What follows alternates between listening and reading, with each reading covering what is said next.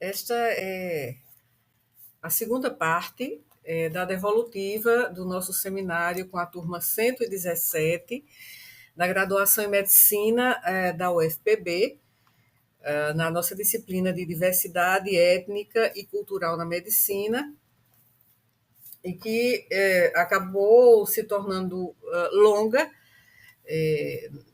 na narrativa da primeira parte, e aqui vou recomeçar essa devolutiva. Eu estava, acho que, falando da exposição, terminei a exposição de Hugo, e agora começou a exposição de Mabel, foi de Mabel, segundo aqui as minhas notas em sala de aula. Então, Mabel discorreu sobre o cristianismo e suas implicações na saúde, mencionando grupos cristãos que adotam práticas em saúde específicas e que contribuem muitas vezes para a maior longevidade de seus seguidores. Então, ela falou sobre o cristianismo, uma das religiões mais amplamente praticadas no mundo, e que exerce uma grande influência sobre as crenças e práticas relacionadas à saúde. Aqui. Então, diferentes denominações cristãs adotam também abordagens distintas. Então, algumas das quais envolvem práticas médicas específicas que contribuem para essa longevidade que Mabel mencionou. Alguns exemplos, né, que ela deu, por exemplo, em relação aos adventistas do sétimo dia, que são amplamente reconhecidos por seu compromisso com um estilo de vida saudável, que, segundo alguns estudos, tem contribuído para uma maior longevidade dos seus membros. E essa doutrina promove uma dieta vegetariana, abstinência de álcool, fumo, drogas lícitas e ilícitas, naturalmente, além da prática regular de exercícios. Então, os adeptos valorizam também o que proporciona um equilíbrio, né, entre trabalho e descanso espiritual e físico. Então, foram mencionados também, acho que ela não mencionou os mórmons, né, mas os mórmons também adotam práticas que promovem saúde e bem-estar, influenciadas por suas crenças religiosas. E uma das, digamos, pedras, né, angulares dessas práticas é a palavra de sabedoria, um código de saúde nas escrituras, né, dos santos dos últimos dias, que incentiva a abstinência de álcool, de fumo, café, chá e outras substâncias. Além disso, os mormons, que é a Igreja de Jesus Cristo dos Santos dos Últimos Dias, é assim que é denominada, promovem consumo de alimentos naturais e encorajam também o jejum regular como parte de uma disciplina espiritual e física. Então, Mabel se referiu a esses resultados em saúde que sugerem, né, que os cristãos que seguem essas diretrizes rigorosamente estão promovendo sua saúde, têm menores taxas de doenças cardiovasculares e vivem mais, em média, né, do que a população geral. Então, embora os seguidores, né, da ciência cristã não sejam absolutamente proibidos, né, de receber determinados atendimentos médicos, mas muitos confiam na cura espiritual como uma primeira abordagem para os problemas de saúde. Então, ela falou também sobre a capelania, né, hospitalar. Então, essa capelania que ela mencionou, que faz parte, né, até do funcionamento normal, né, de alguns hospitais, e isso influencia diretamente, né, talvez de uma forma imponderável, mas de uma forma que é relatada, subjetiva, e também alguns estudos mostrando que a fé religiosa e a participação, né, de líderes religiosos em uma capelania hospitalar ajuda a recuperação dos doentes que estão ali internados. Então, esse é um serviço pastoral, né, oferecido em alguns hospitais e que presta um suporte espiritual e emocional aos pacientes, aos seus familiares e até mesmo a profissionais de saúde. E esse serviço é frequentemente realizado por capelães, que podem ser de diversas denominações religiosas, como cristão, podem ser também judeus ou de outras crenças. E o objetivo principal da capelania hospitalar é auxiliar as pessoas a lidarem com o sofrimento, com a doença, com a morte, proporcionando conforto espiritual, mesmo que isso não possa não implicar necessariamente na cura física. Ao mesmo tempo que Mabel ainda estou com sinais residuais de rinite, né? Mas isso nada que um chazinho não contribua para aliviar, né? Então, continuando aqui, apesar da rinolalia, né? Estou com rinolalia ainda. Então, estava aqui em que Mabel também, além de ter falado do cristianismo e impacto sobre a saúde, ela falou também do ateísmo, o impacto do ateísmo, né, na medicina. Então, o ateísmo é a ausência de crenças em divindades. E também o ateísmo influencia o campo da prática médica, tanto do ponto de vista dos profissionais de saúde quanto dos pacientes.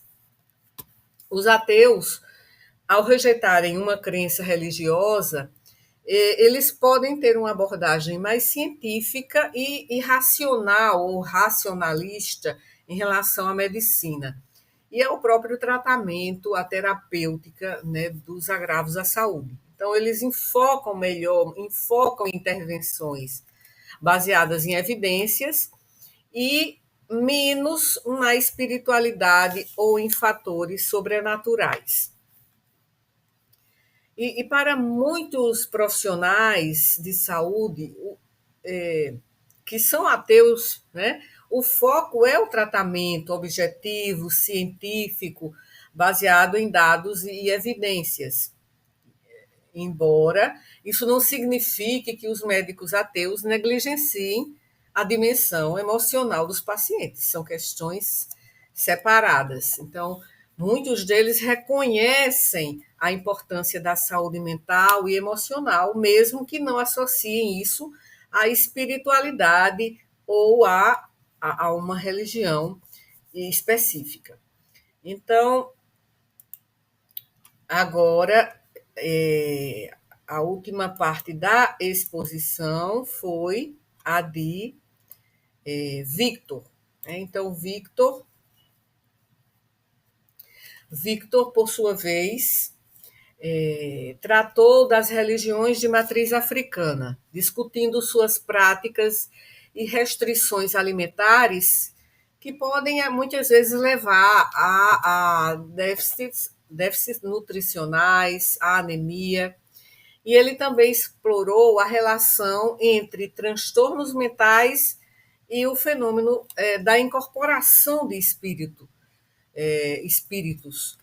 Então, ele citou um estudo da Universidade de Juiz de Fora, em Minas Gerais, Brasil, que investigou a distinção entre mediunidade e transtornos mentais. Então, ele também mencionou as crenças religiosas dos povos originários.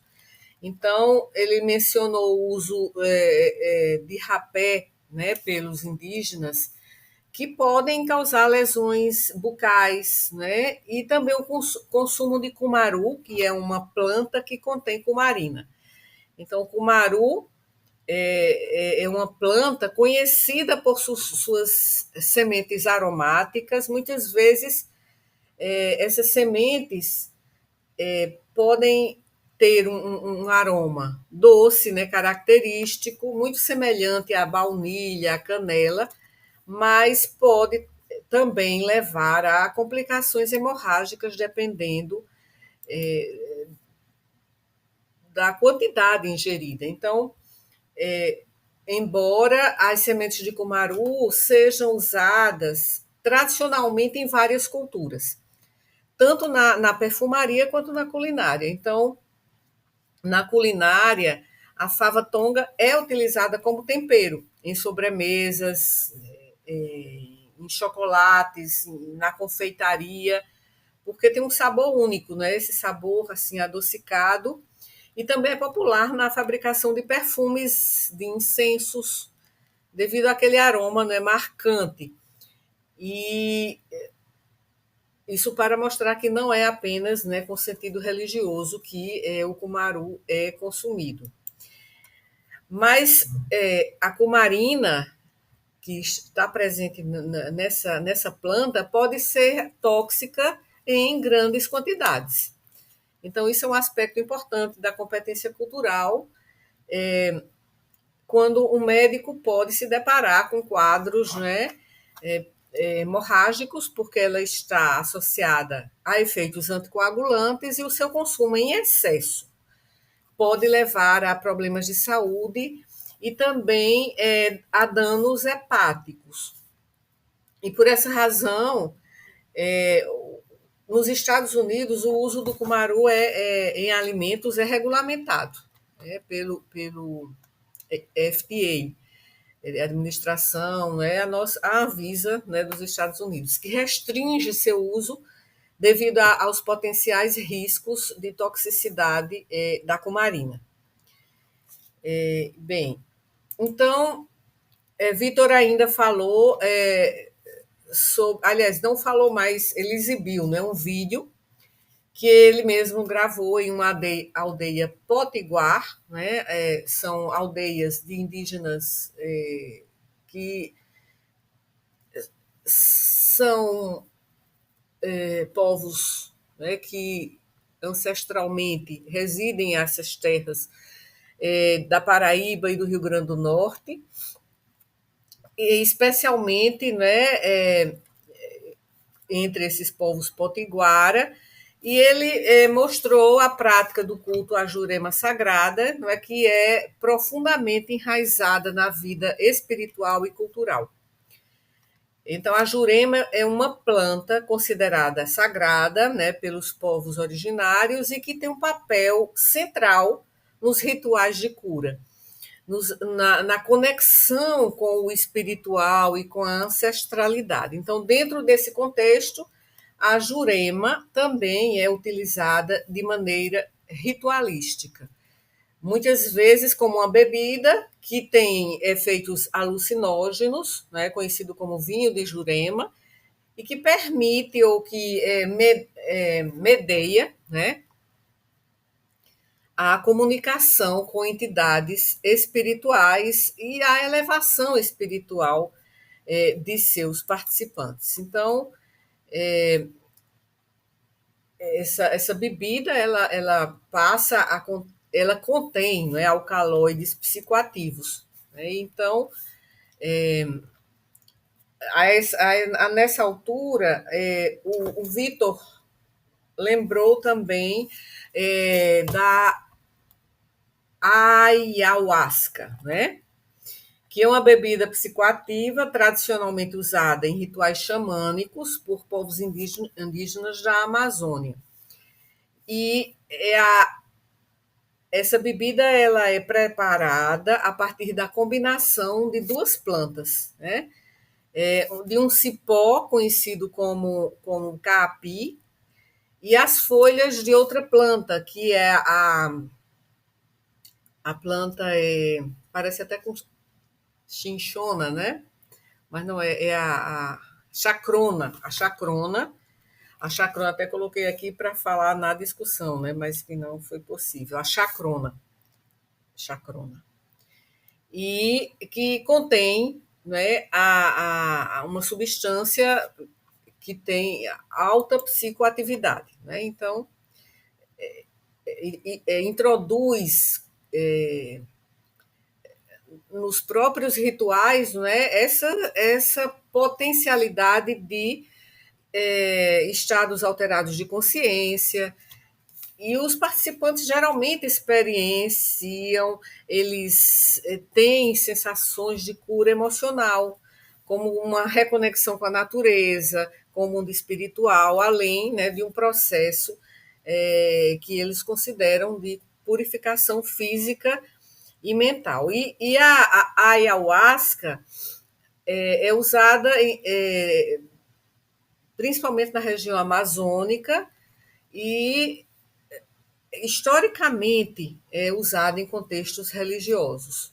Então, agora, atualmente aqui, acho que a partir da década de 60, o seu uso se expandiu além das fronteiras da floresta amazônica e é adotado em contextos de espiritualidade urbana, né? Terapias alternativas e religiões. Eu até coloquei aqui também para falar no final, mas não houve tempo. Como o Santo Daime. E isso, digamos assim, contém, né, no ritual, contém o uso da ayahuasca. Então, essas experiências podem ser tanto eufóricas, né, quanto desafiadoras, e dependendo do estado mental, né, do participante e da experiência ritualística. Bem, então, Kaline agora continuou a sua apresentação, que foi. E infelizmente eu acabei não fazendo a foto, né, que eu fiz aqui dos demais participantes, e de Kaline eu não fiz. Então, mas Kaline, ela falou do respeito às crenças religiosas, né? Então, ela, digamos, abordou uma questão extremamente importante, que são as crenças religiosas no contexto ético, em medicina. Então, ela discutiu as diretrizes do Conselho de Ética Médica, né, conflitos entre práticas religiosas dos pacientes e de seus familiares e as obrigações éticas dos médicos, destacando também a importância da preservação da autonomia dos indivíduos. Então, como ela mostrou, os conselhos de ética médica, tanto no Brasil quanto em outros países, estabelecem diretrizes que visam orientar a conduta dos profissionais de saúde em situações onde surgem conflitos entre as práticas religiosas dos pacientes e as obrigações éticas dos médicos. E esses conflitos podem envolver questões como recusa de terapêuticas médicas devido a crenças religiosas, como já foi mencionado, né, nessa devolutiva, né, que reflete o seminário desse grupo da turma 117. e também transplante de órgãos e mesmo determinadas intervenções. E aqui, ainda que não tenha a foto de Kaline, mas aqui está Kaline, na foto de todo o grupo. E o, o cerne também da fala de Kaline foi a autonomia, né? A preservação da autonomia dos pacientes. Porque a autonomia é o princípio bioético, né, fundamental, e é o princípio também fundamental da ética médica. Lembrando que ética médica não é sinônimo de bioética, né? Vocês vão aprender isso em outra disciplina do eixo humanístico aqui do nosso curso. Então, essa autonomia é amplamente reconhecida nas diretrizes dos conselhos de ética profissional. Então, esse princípio garante que os pacientes tenham o direito de tomar decisões informadas sobre o seu próprio tratamento, incluindo a possibilidade de recusar procedimentos médicos por razões religiosas, como já foi apontado nesta devolutiva do, em relação à própria decisão do STF que mencionei no outro vídeo. Então é importante saber que isso inclui, como disse Kaline, né? Inclui reconhecer e aceitar que um paciente pode, por motivos religiosos, recusar um tratamento, e esse respeito pela autonomia, claro, que deve ser acompanhado de uma explicação clara sobre as consequências dessa decisão para garantir que o paciente e sua família estejam cientes dos riscos. E aí que é quando ela fala da comunicação, né, na formação médica. Então, é importante lembrar que existe o consentimento informado, né, que ela falou muito bem, também desse aspecto, né? E o consentimento informado é um instrumento em que o médico assegura ao paciente e os seus representantes a sua participação, mas antes é preciso que eles tenham a total compreensão das possíveis consequências de se recusar o tratamento recomendado. Então, é preciso uma explicação detalhada, acessível e empática. Então, o paciente precisa de todas as informações para tomar, né, uma decisão consciente nesses casos, né, na tomada de decisão em termos de procedimentos e terapêuticas médicos. Então, lembrar que, apesar do respeito à autonomia, há situações em que os médicos enfrentam dilemas éticos entre cumprir suas obrigações e proteger a vida e a saúde do paciente. Então, em casos de recusa de tratamento, especialmente, é só para salientar mais uma vez, quando o paciente é uma criança ou então é uma pessoa que, digamos, não tem responsabilidade civil, né, tem um grau de incapacidade cognitiva, o princípio, né, do melhor interesse do paciente deve prevalecer mesmo sobre a autonomia dos pais. Então, porque assim, a gente tem que lembrar sempre, nesse ponto, que os médicos também devem seguir o princípio da beneficência, que orienta o profissional a agir sempre no melhor interesse do paciente. E o princípio também da não maleficência, que impõe a obrigação de não causar dano ao paciente. Então, quando um tratamento que o paciente rejeita é considerado, né, pela medicina, pelos médicos, essencial para salvar a sua vida, aí vem o dilema, o conflito entre respeitar a autonomia do paciente e cumprir as responsabilidades éticas de proteger a saúde e a vida, né, dos pacientes. Então, por isso, da importância, né, do diálogo, do respeito entre médico e paciente, para gerir esses conflitos.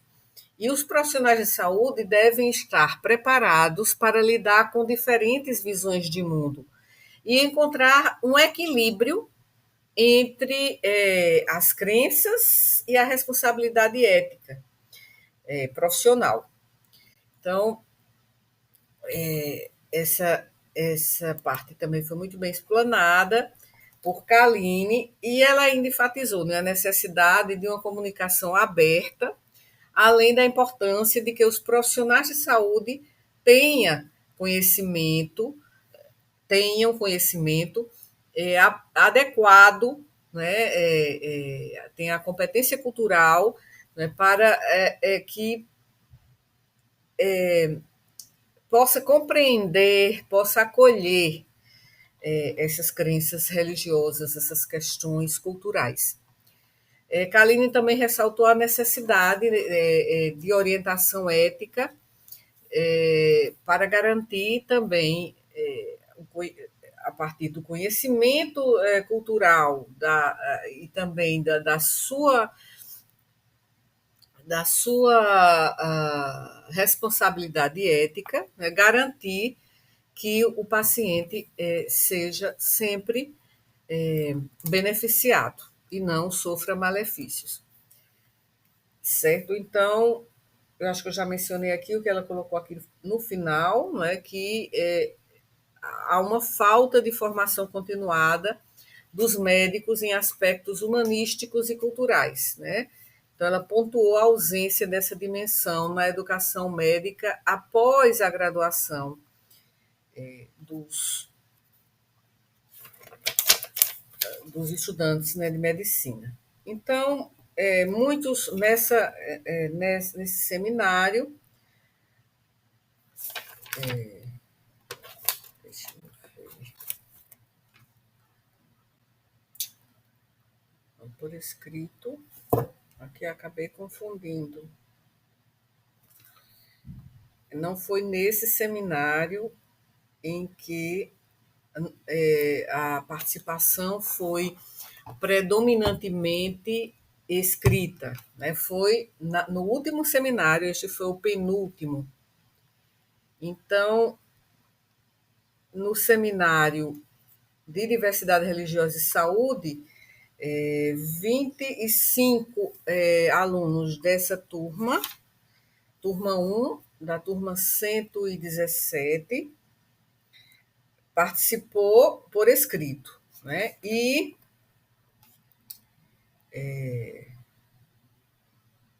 5, 6, 7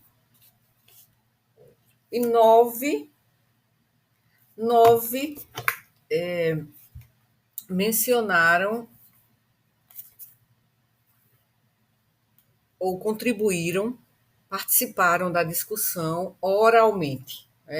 Eu até mencionei no início deste vídeo que nesse seminário a participação foi predominantemente, e na realidade foi, né? Mas não era o seminário ao qual eu me referia. Eu me referia ao último, que foi o seminário de interseccionalidade.